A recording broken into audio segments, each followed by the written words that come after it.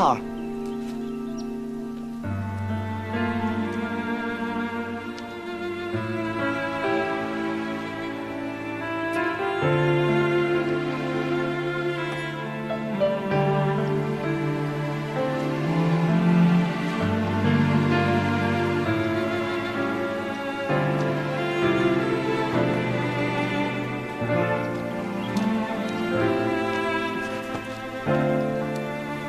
你怎么了？我痒。这附近有间不错的茶楼，我们去慢慢聊。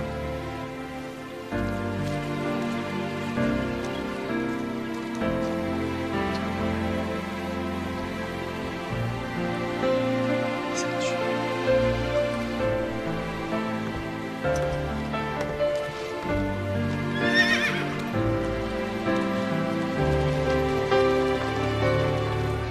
我就知道是德叔自作主张骗的我，对吧？这老家伙。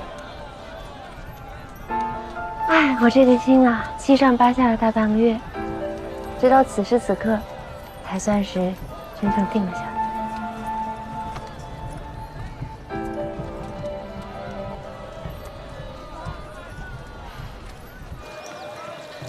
这边还挺热闹。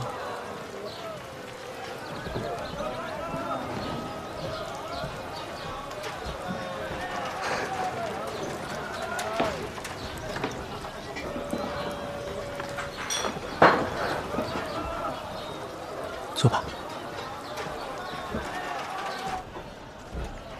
这间茶社味道还不错。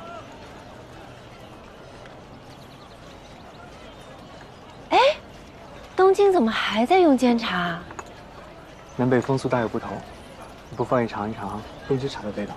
哎，不行，这上好的双井白芽茶最是细嫩。哎，不好意思，不能煮这么久。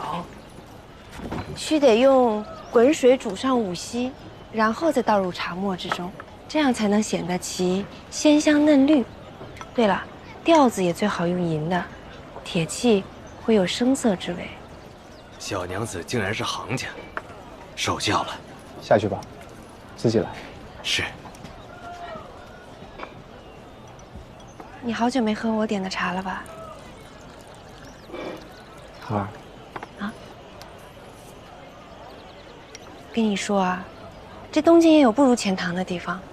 你看这茶坊这么好看，茶艺却不怎么样。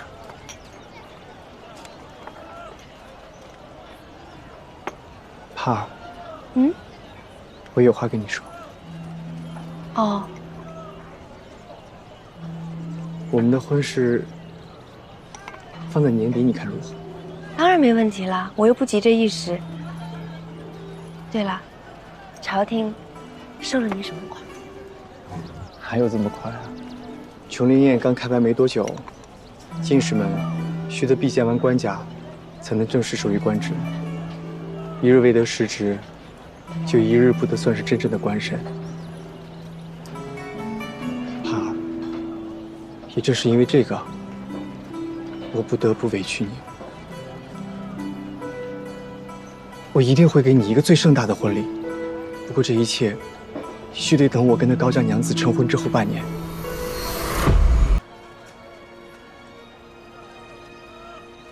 什么？我知道我委屈你了，但是你向来贤惠，你一定不会在意的，对不对？帕儿，你什么都好，只是在出身上差了一点。毕竟你曾历贱籍。若有些人查起来，是无论如何都瞒不过去的。我也是中了进士之后才知道，身为士大夫，是不能有任何一点瑕疵。你也不想成为我的污点，对不对？更何况，高官察那里，我是无论如何都得罪不起啊。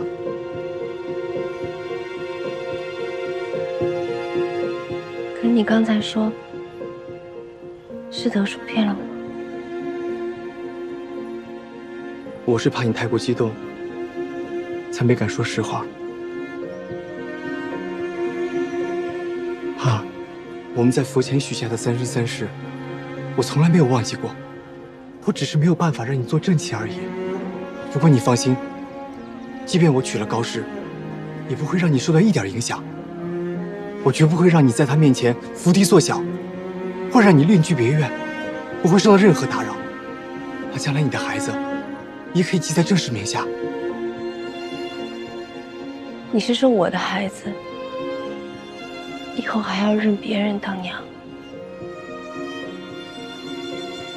这只不过是个虚名而已啊！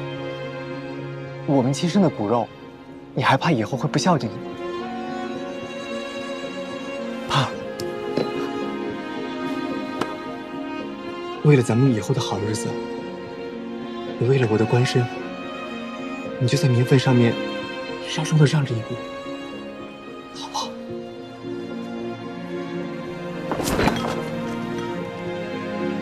不好，欧阳旭，你是太高看你自己了呢，还是太小瞧我了？你特意把我带到这儿来，就是怕我在高家门前大闹，坏了你的大好姻缘吧？变心了就请直说，绕这么一大圈子，美得叫人恶心。我没变心，我现在也可以对天发誓，我唯一钟爱的女子只有你一个人。我只是不得已。为了你的不得已，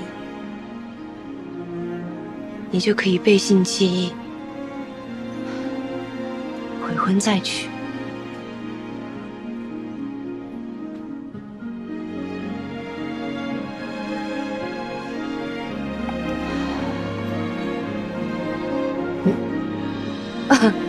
你不用担心，我不会泼你。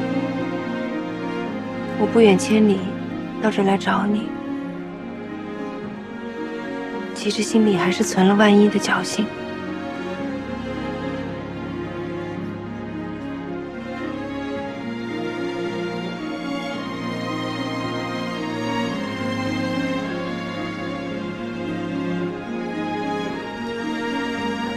没想到，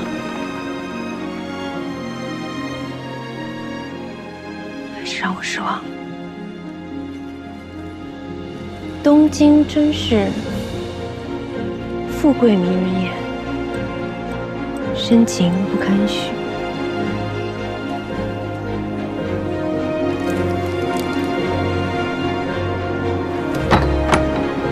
配合我的这，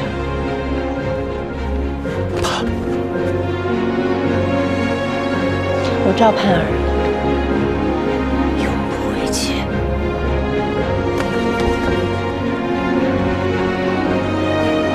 盼儿，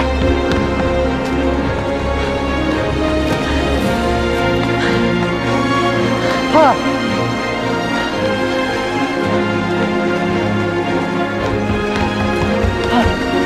别跟着我！小心我一嗓子喊破你的大好姻缘。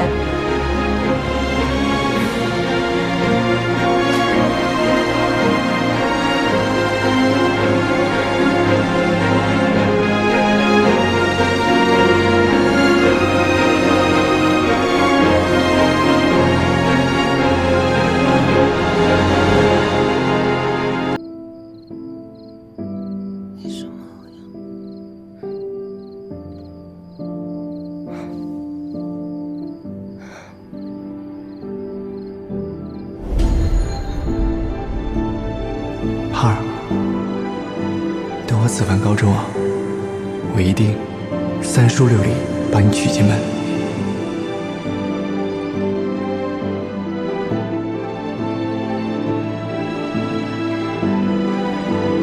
等我回来。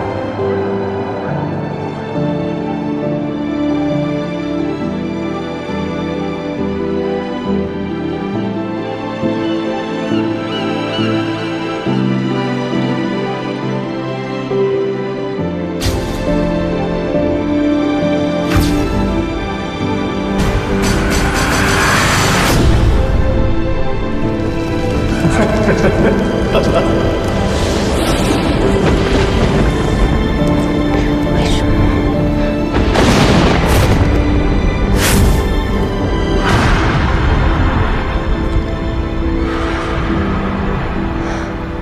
在这世间，有的人心经不起考验。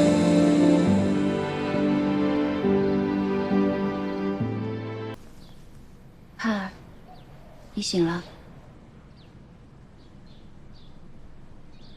好像听见尹章子弹琵琶。是他在弹。先起来吧。你饿了吧？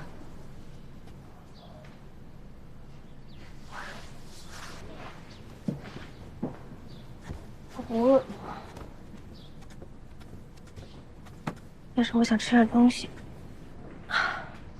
我借客栈的厨房啊，熬了些鱼粥，你趁热喝。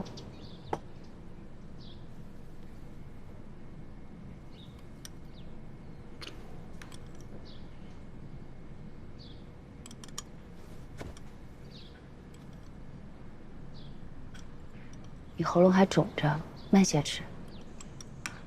不能慢，我不能让欧阳旭知道我为了他要死要活。我要多吃点，这样才能马上好起来。盼儿，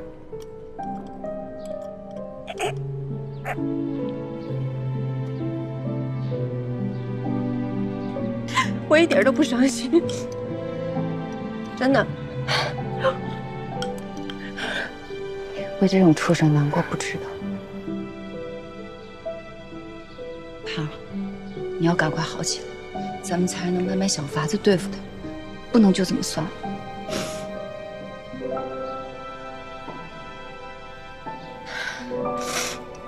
钱塘赵娘子，钱塘赵娘子啊！我去看看。敢问可是钱塘赵娘子啊？赵娘子，钱塘赵娘子啊！哎，敢问可是钱塘赵娘子啊？你是何人？在下荆轲进士杜长风，受好友欧阳旭之托前来看望赵娘子，还望得此一见。滚！啊！不像啊！你不是赵娘子？呸！哎！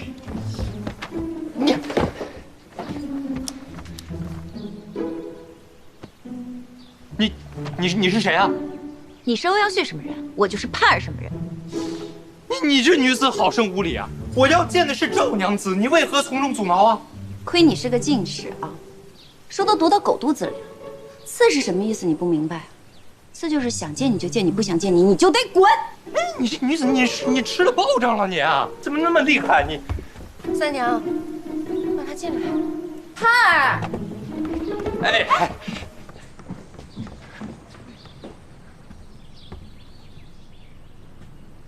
啊，敢问是钱塘赵娘子吗？这是东京向阳楼最知名的果子，还请赵娘子品尝。请恕我尚在病中，衣冠不整，不知道杜官人此次前来，是要帮欧阳旭带什么话？不打紧，不打紧啊！我这个眼神也不太好，就暂时非礼勿视了啊。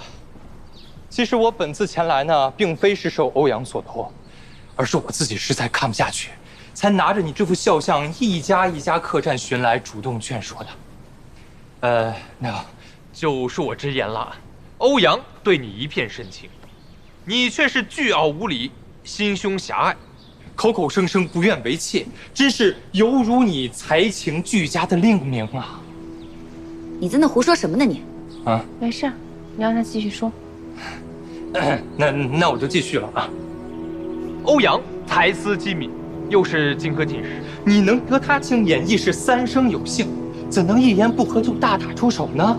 欧阳不跟你计较，那是看在你们往日的情分上。但是赵娘子，你自己要懂得分寸呐。什么分寸？人贵自知，各安天命的分寸。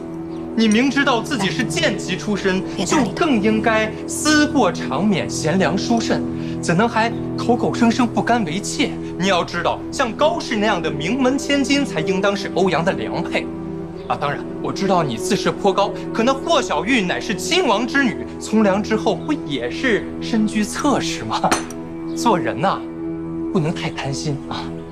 依你的意思，我若是同意当妾，就是荣幸之至；我要是不愿意当妾，就是不识抬举。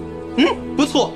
女诫有云：“敬顺之道，妇人之大礼。”《诗经》里的小星你读过啊？所谓夫人无妒忌之行，惠其贱妾，近与于君，知其命有贵贱。三娘，我耳朵脏了。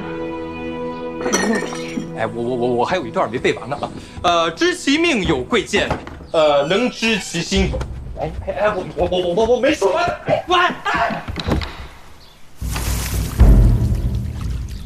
我的吐火罗、七宝、雪山、龙牙、琉璃、水晶、爱戴，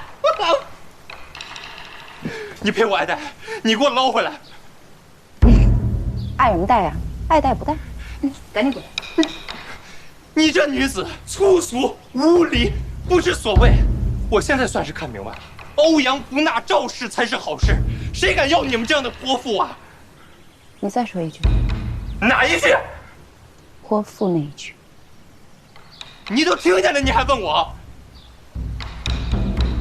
你要干嘛？我今天就让你见识一下，什么叫真正的泼妇。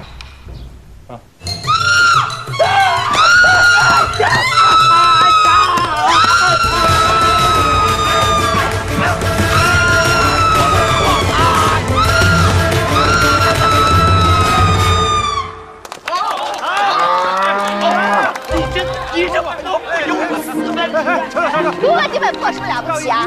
还是个进士，是非黑白你都搞不清楚啊？既然你这么热心，好，我今天索性就让你冷静一下。让你知道，做人第一条，别嘴贱。我是为了你们啊！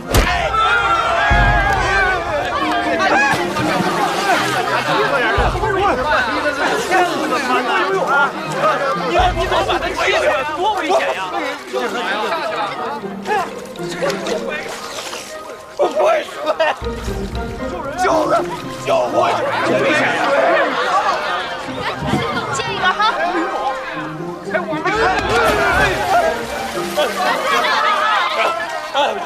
你们知道什么呀？劝人做小妾，天打雷又劈。一个识文断字的大男人，居然连这点道理都不懂，还逼着我家妹子做妾。我是为了你们好。嘿，有本事你叫官府来抓我呀，我不怕。哎，你们读书人不是最虾呀！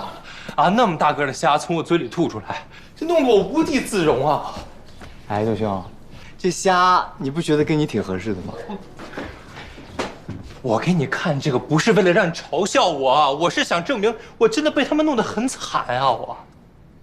好了，我知道，杜兄也是为了我好。不过你可还记得我之前怎么劝你来着？愣着干嘛呀？搭把手啊！我都这不也罢，你今天晚上就把它煮了吧。我也是。你再三的劝阻我，我不听劝，才惹了这一身骚啊！我这两个小娘子怎么都那么厉害？不过欧阳，看在咱俩一见如故的份上啊，听为兄的一句劝，这个赵盼儿啊，别说纳来当妾了，你就是最好永远都不要见啊！盼儿她是个好姑娘，我也是真心喜欢她。不能给他以正室之礼，是我这辈子最大的遗憾。啊，不说这些了，你刚刚说有个女子把你推下河的，你记不记得那女子长什么样子？30多岁吧，说话跟个炮仗似的。我记得赵盼儿好像叫她三娘来着。孙三娘？她怎么会来同情了？哦，怎么？她不好对付啊？我是不是给你惹麻烦了？那倒没有，杜兄，你这阴差阳错，倒是帮了我个大忙。官人，高娘子来访。哦，未来娘子来见未来官人呢？不行，你得找个地方躲一下。不是，我没见过这个高小娘子呢。哎，就你这眼神啊，他来了你也看不清楚。哎，别，哎，老板受凶了。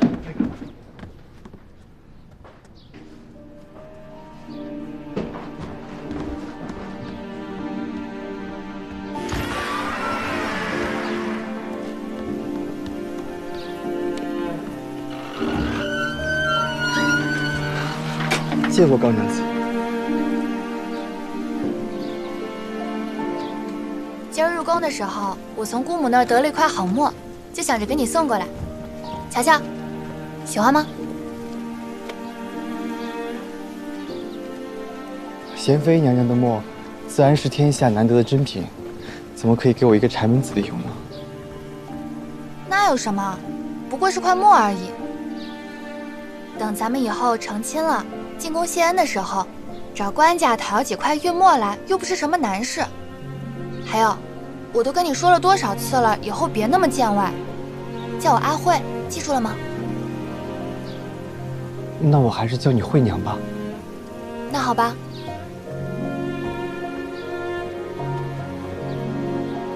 好几日没见，你有没有想我呀？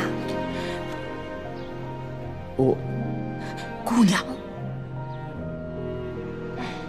太子也真是的，早不生病晚不生病，偏偏就非要等到官家给咱们赐婚的当头就生了病，要不然的话，咱们现在早该成亲了。姑娘慎言。好了，奶娘，这又没有外人，说是太子怎么了？他又不是皇后亲生的。姑娘，你就说正事儿吧。好。旭郎，我听下人禀报，前些日子你似乎跟一个娘子在我们家门口说话来着。哪一位啊？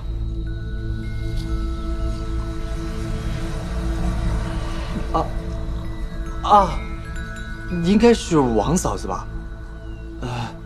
我以前另住过他们家的院子，那日呢，正好在贵府门口碰见。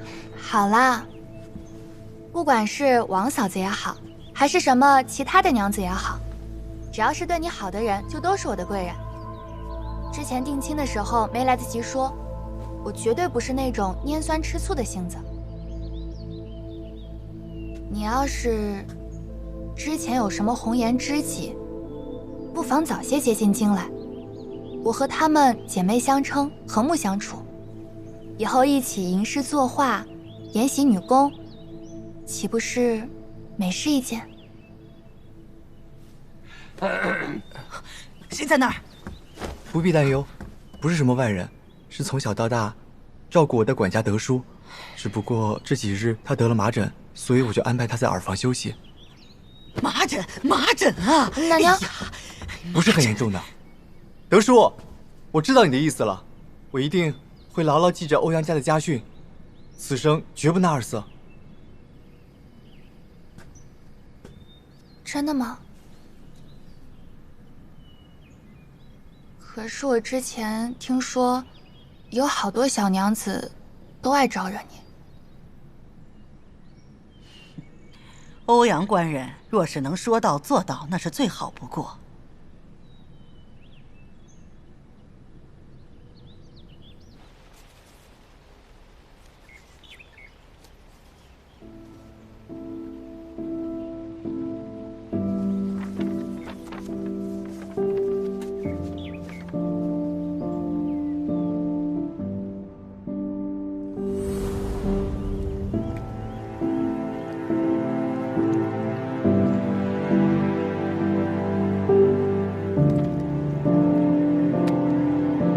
好了，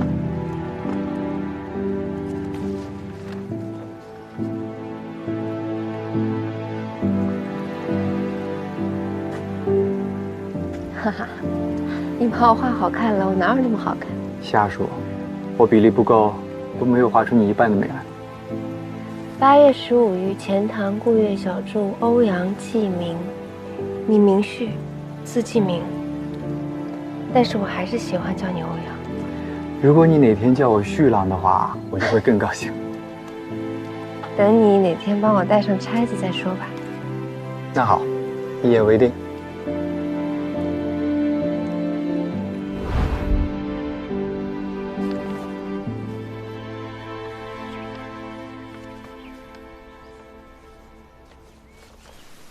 姑娘，咱们该走了吧？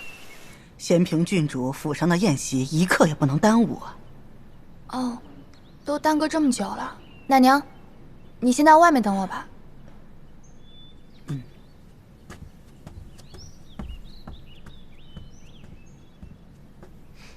那，雪郎，我等你后日接我去清辉园赏桃花。好，一定。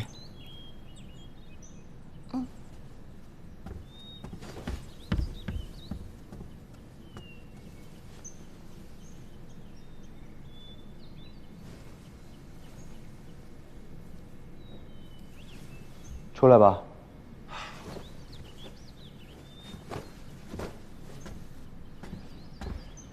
你呀，你说你刚才干嘛打断我呀？啊，你不是一直愁着说不能以正室之礼对待赵氏吗？刚才既然高小娘子已经说了，你就应该顺水推舟提出来，让赵氏以平妻的身份进门呐。你还真以为高慧能让帕尔做平妻？怎么不能啊？平妻说着好听，但是在族谱里仍然是妾呀。我刚才听着，这高小娘子也算是知书达理的，啊，说不定就能同意了呢。不妒不忌，乃是名门大户的风范呐。哼，你还真以为他不妒不忌啊？怎么讲？你可还记得上次我们一起去杨少尉家那回啊？哦，记得，有一个苏家的小娘子，三宝苏清远的妹子送你梅花来着。她送完梅花3天之后，出门就意外的摔了一跤，从此她的左眼就看不见了。哦，起初呢，我以为只是一个巧合，后来，在鹿鸣宴上，扬言要把小女儿许配给我的教书郎龚老先生，他家里也出了事。他小女儿坐船出游的时候，船意外的给翻了，人虽然救了上来，但是衣衫尽湿，还被很多人给看见了。所以羞辱之下，只能出家做了女官。所以你认为这些都跟高慧有关系？闻君有他心，拉杂崔烧之。崔烧之当风扬几回，从今以往，不相思。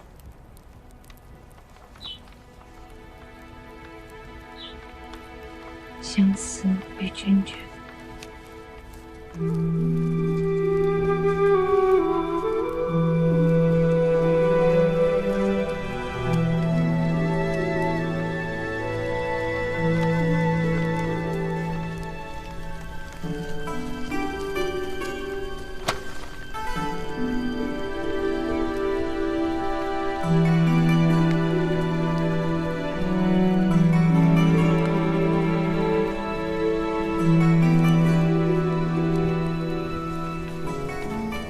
旧东西烧了，病根也断了，先把药喝了。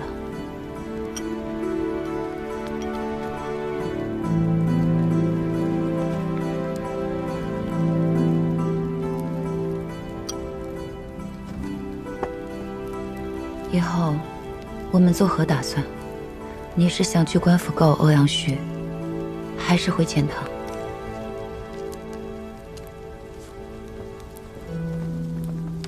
平日里自诩临危不乱，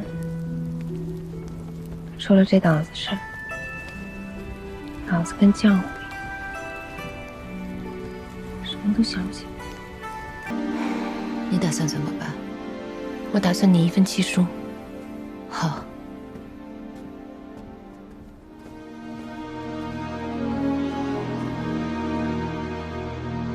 他的父亲是朝中高官，他的姑姑是官家宠妃，他理所应当就觉得这全天底下的事情，都应该由他予夺欲求，包括我。哎呦，这……你想，进士的妹妹，6品官的女儿，她说下手就下手。那如果我一个寒门，敢违抗她，她又将对我如何？她又能放过盼儿吗？都这样了，你还敢纳赵氏为妾呀？其实我那么说，就是为了故意激怒盼儿。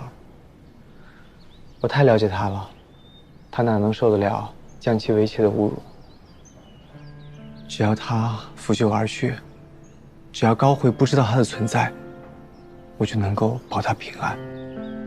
哦，原来如此，原来你是想保护她呀？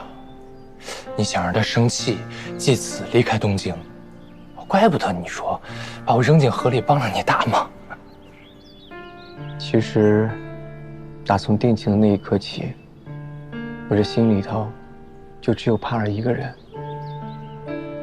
当初如果没有她，我根本就熬不过更深夜寒的发奋苦读，也根本就没有钱请大儒赴京赶考。这些年来啊，我就经常幻想着能够金榜题名，然后锣鼓喧天的将她娶进门，从此弄诗作画，一世白头。只可惜……哦，对了，杜兄，你这次见到盼儿，她怎么样？有没有太过伤心啊？我这个眼神不太好，也没看见。只是我听着声音，好像有些少气无力的。哦，而且这个屋里有好大的药味啊！盼儿病了。那不行，我得去看她。别，不能去啊！你既然选择用这种方式保护她，你就一定要忍耐。万一你要让高家知道了，你就前功尽弃了。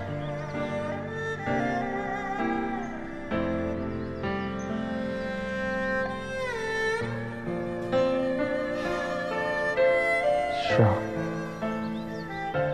就算我能去见她，她也未必会见我。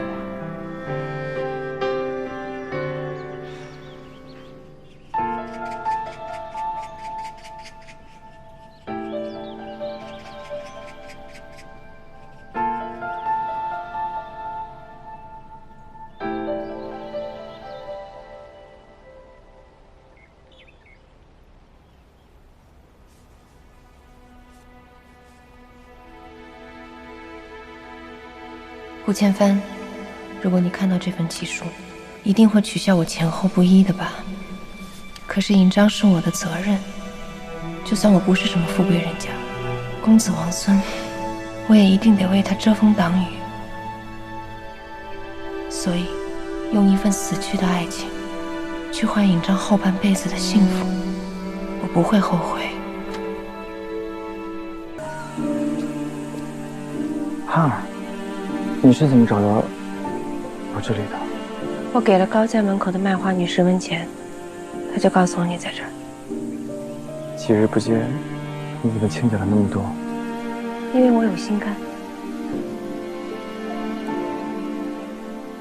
你不打算让我进去坐坐？啊，请进。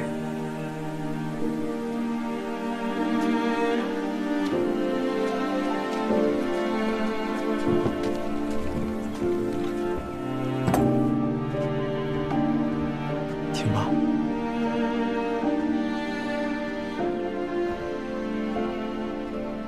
盼儿，我知道这样做让你受委屈了。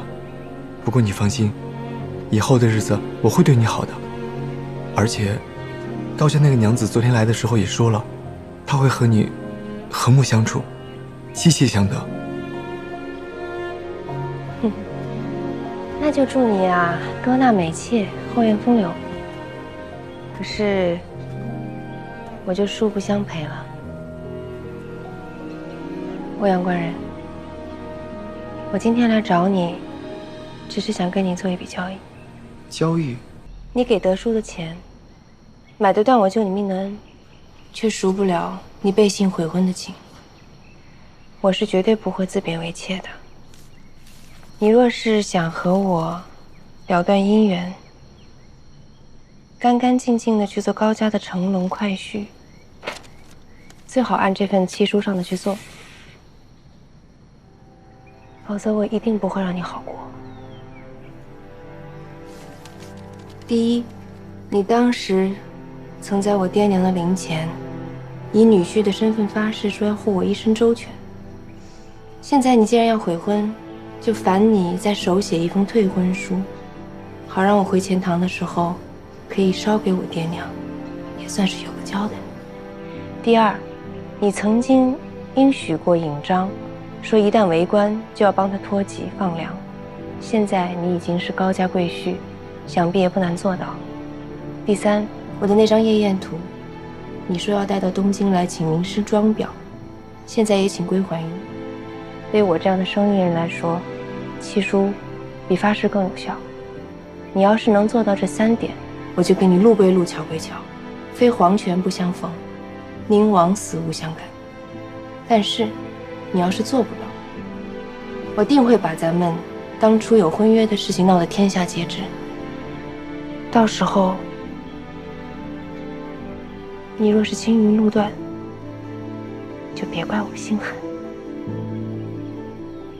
孩儿，只许你无情，就不许我无义。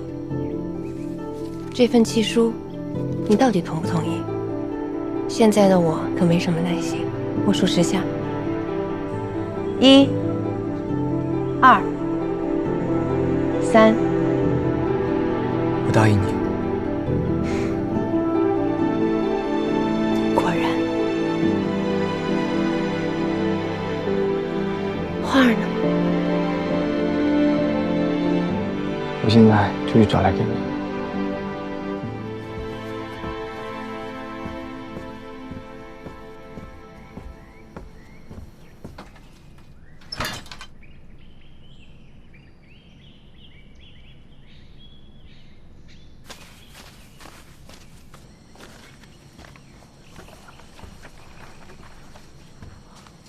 我也是刚刚才搬过来没多久，平时东西都是德叔放的。真不知道他把夜宴图放到哪儿了。杜长风也是你派过去的吧？不是。尹章脱籍的事儿多久能办好？我现在无官无职，只能托杜兄帮忙了。毕竟他家里是京城大族。不过你放心，我答应你，3日之内必给你一个答复。好。还有这画儿，我怕我一时是找不到。如果我明天找到了，给你送到客栈，可好？好，那我就恭候3日。欧阳，你这次可千万别再让我失望。他人等下，我有一只差子想要。官人，你我继承末路，还请称我一声赵娘子。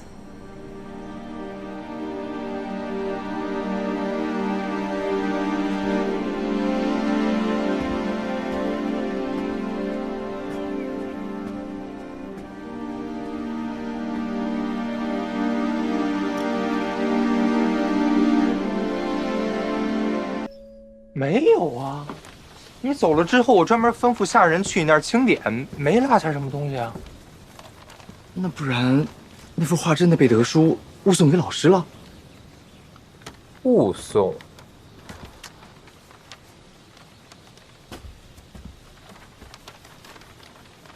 恐怕不是误送吧。德叔在我们那儿住的时候，经常说你不善交际，老师对你青眼有加，但你送给老师的东西太过菲薄，要不就说你应该多跟高官茶出去见见世面。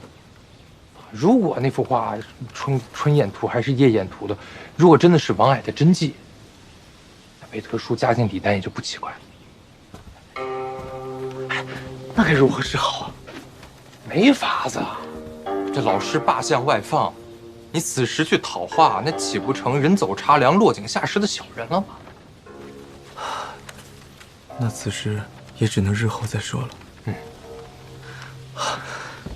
对了，我这还有一件事儿想请你帮个忙啊，请讲。我听说你有位族叔在太常寺任职，那各州越级的事儿，他可说得上话呀？越级？你要替人赎身呐？啊，一位故人。哎，不妥不妥啊！我不管这个故人跟你是什么关系，你这刚中了进士，你就着急忙慌的给官妓托籍，传出去让人笑话。我这也是受人所托，多求你看。做官了，你就不能像寻常百姓那样随意？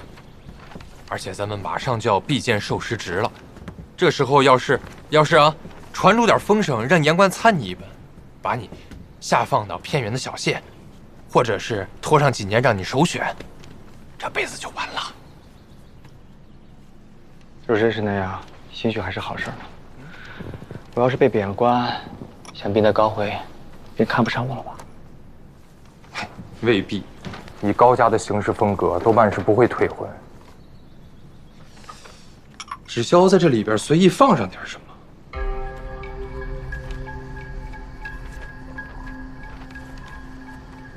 让你来个暴病身亡，这高慧啊，也就不用陪你到穷乡僻壤去受苦了。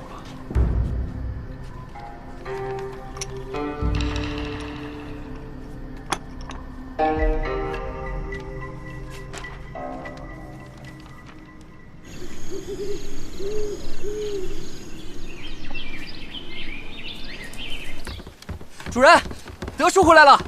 德叔，官人，官人，德叔，老奴给官人请安。老奴无能，不但没能完成官人的吩咐，还让赵氏给骗了，请官人责罚。骗了，万万不可！那份退婚书，恁绝对不能写。为什么？恁想啊，那赵氏诡计多端，又出身官场，满嘴鬼话。万一他拿了退婚书，立刻翻脸，到官府告恁退婚另娶，怎么办？行了，不许你那么侮辱盼儿。官人忠言逆耳啊，他不肯给老奴同心配，却问恁要退婚书，这分明就是包藏祸心。既然退婚，那就肯定有过婚约，恁不会连这点道理都不明白吧？赵氏对恁有恩，老奴虽说之前并不怎么喜欢他，可平白无故的也不会随便去终生一个妇人。可他真的不是什么良善之辈。恁不知道，当初他为了稳住老奴，竟然一边装得伤心欲绝，一边转头就来了东京，一直害得老奴在钱塘耽搁了好久。对了，老奴回京经过华亭县的时候，还听说了一件大新闻。什么新闻？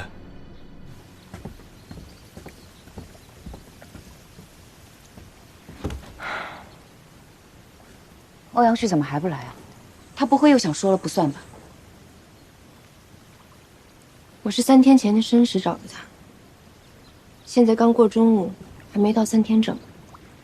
而且托籍这事儿本来就不易办的，我那天已经故意说了些重话刺激他自尊心了。凭我对他的了解，他应该能说到做到吧？可人是会变的，按欧阳旭以前的性子，他怎么会卡死了3天的期限，非得撑到最后一刻？你说的对，他那边多半是有问题了。走，咱们去看看。绝不可能！咦，老奴哪能骗恁呐？他既然能假装成花魁，用假意许婚，把周氏骗得团团转，最后又把他告上公堂，发配充军，焉知他不会这么对恁？我不信，盼儿他不是这样的人。可防人之心不够啊！对了，我还有件事要问你，那副燕眼图是不是被你放在了给柯相公的寿里给送出去了？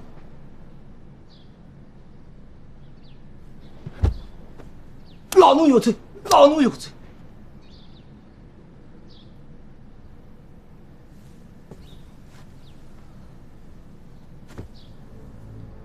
难道他提出这3件事儿，我连1件都做不到？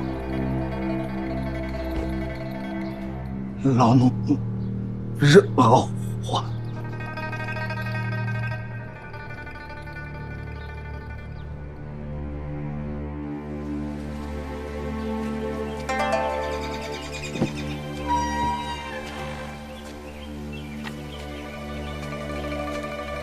我家官人不在，2位请回吧。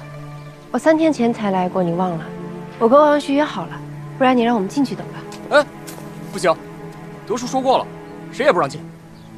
德叔，他回京了？我说的没错吧？他就想赖账。你跟欧阳旭说，让他出来见我，不然我就让他后悔。哎，我不懂你在说什么，让开让开，别堵在我家门口。走走走走。你还想赶人呢？盼儿，讨债这事儿我有经验，按我说的做。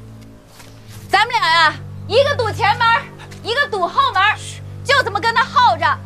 累了渴了，我们就叫小贩送吃的来，送个椅子来，我们就躺在这儿等着他。晚上的时候再叫尹章过来换班。我就不信啊，有人能当一辈子的缩头乌龟，你永远不出门。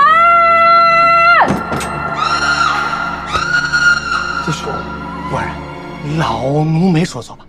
只要稍不入这赵盼儿的意，他就放话要让咱后悔。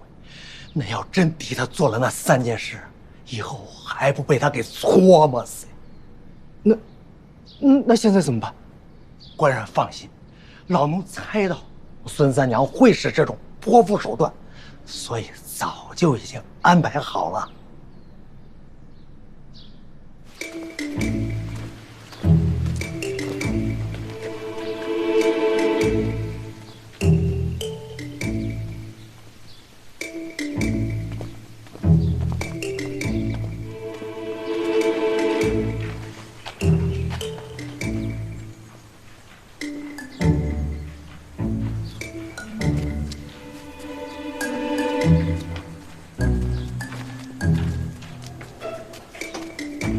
小娘子，在这干什么呢？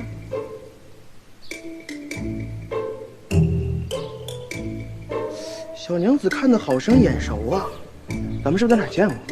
是见过，你不是那个臭球篓子吃下那的狗腿子吗？哎，他骂我！哎，他就是咱们吃下那的球！兄弟们，揍他！揍他！你们要干嘛？干嘛？想打架？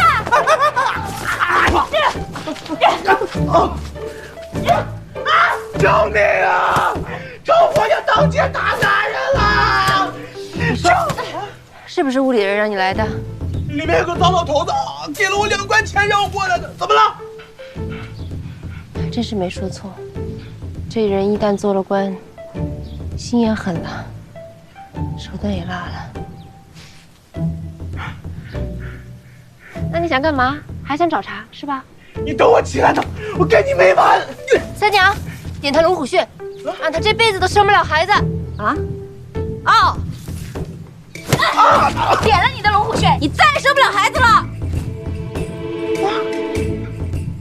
娘子，娘子不行啊，我得生孩子啊！娘子，我得生孩子，我得有个孩子啊！娘子，我单把他没单传，娘子，求你了，娘子，我得想要解穴，就按我说的办。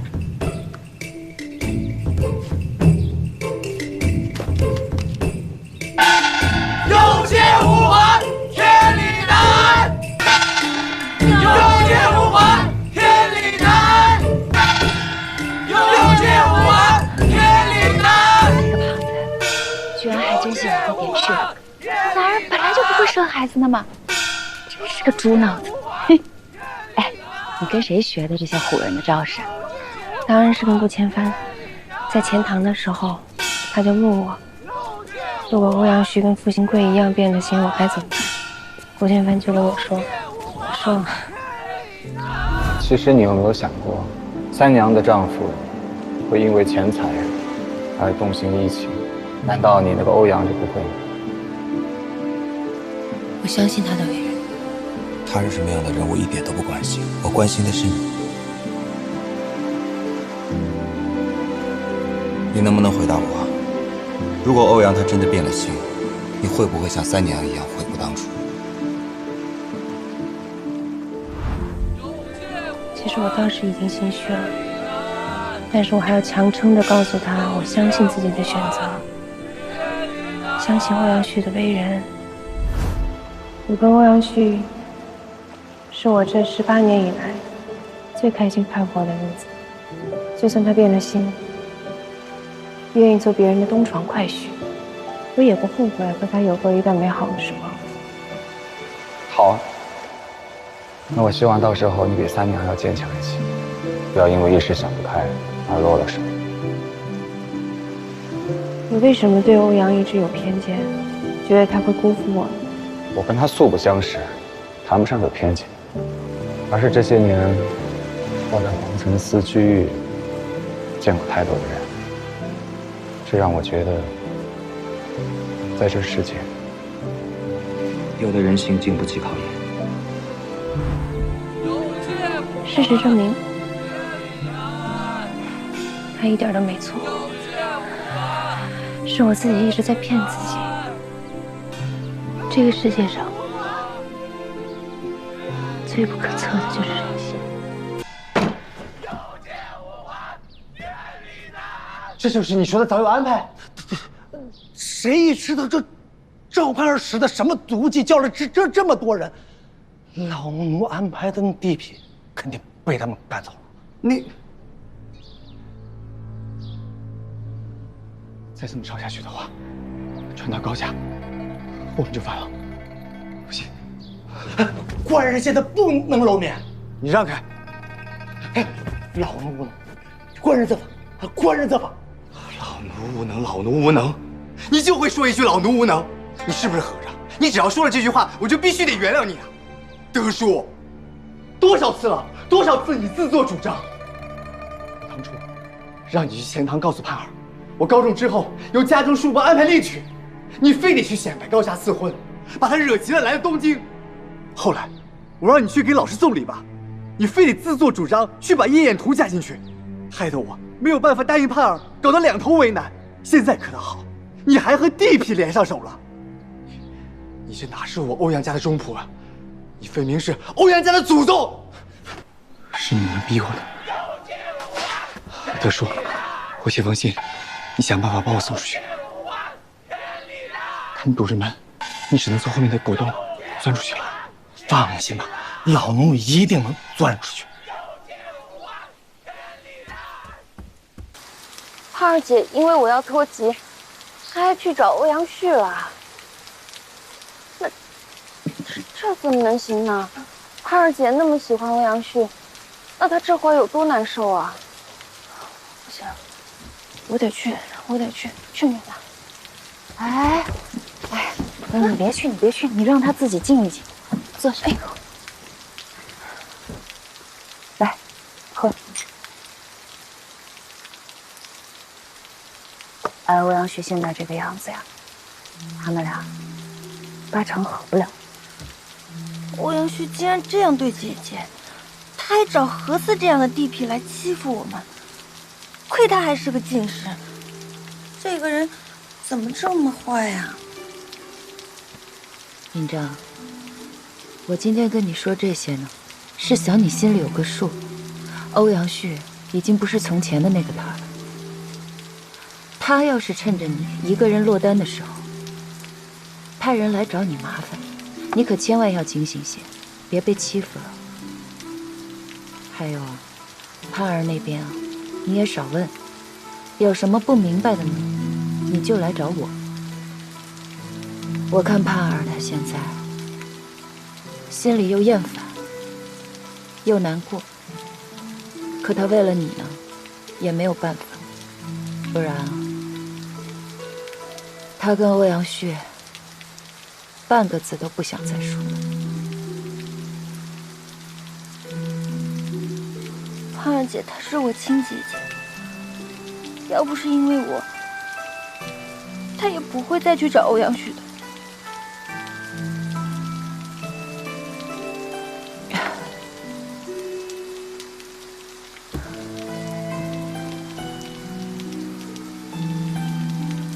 不，这不怨你啊，你别难过了。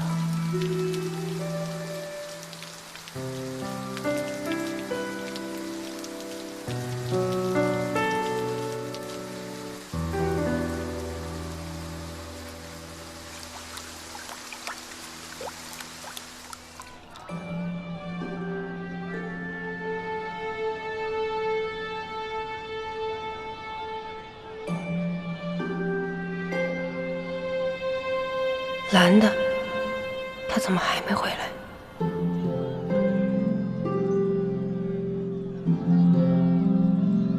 你说的对，东京巨大不易。别看我今天好像挺威风，可是心里其实一点底也没有，全是在强撑着。顾千帆，你要是现在也在这儿就好了，因为你肯定会跟我说一些很刺耳，但却确实有用的话。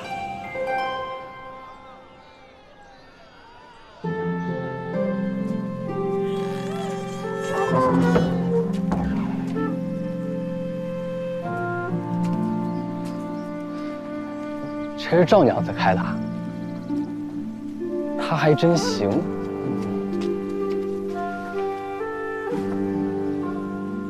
你既然痛恨黄承思，就应该知道我们是做什么的。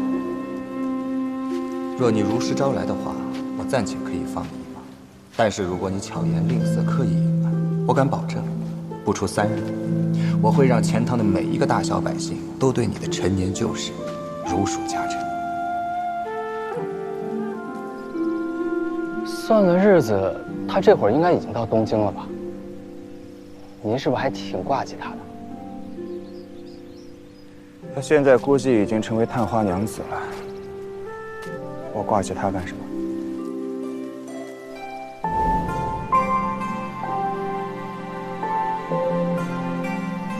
卑职心里呢倒是明白您为什么挂记他，只怕您自己心里不明白。你之前在秀州当武官的时候，钱塘郡里有没有熟识的人？有。去找2个稳妥的人，看住这里跟他的老宅子，还有打探一下孙三娘的前夫和他儿子的行踪。您放心，卑职啊一定披荆斩棘、赴汤蹈火，把这事儿办得妥妥的。不过，让萧相公的管家发话，岂不是更方便？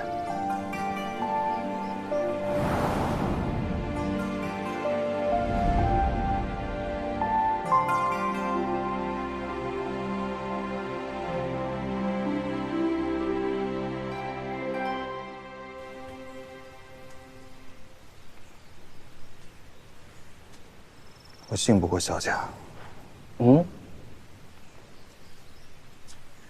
你给我记住了，我跟萧相公永远都不可能是同一路人。上次我是因为迫不得已，所以才请他帮忙。之后也只不过会是萍水之交。如果你想通过我去攀附萧家的话，只怕你的如意算盘会落空。为什么呀？你舍不得吗？那这样好不好？我把你引荐给萧家。啊，不用不用，我哪儿都不去，我就跟着您。我又不傻，您连这么好的靠山您都不靠，那肯定有问题啊。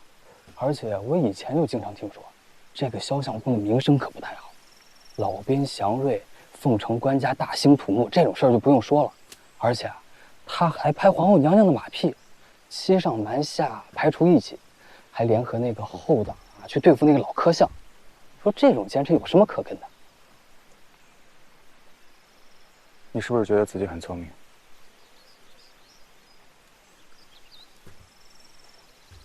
不过，他跟雷司公的关系怎么样？他这次为你出了头，他岂不是得罪了雷司公？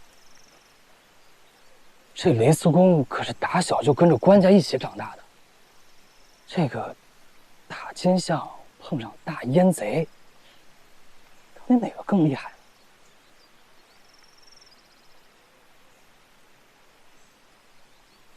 顾守慧，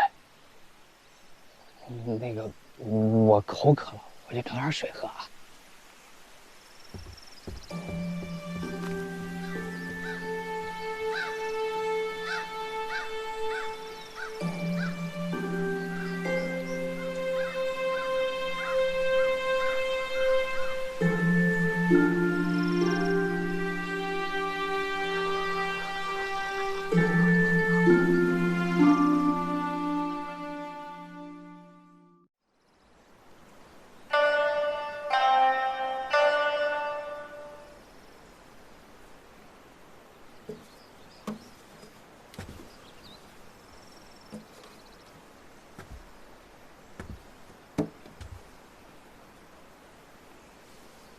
顾指挥，你要是现在在东京，该多好啊！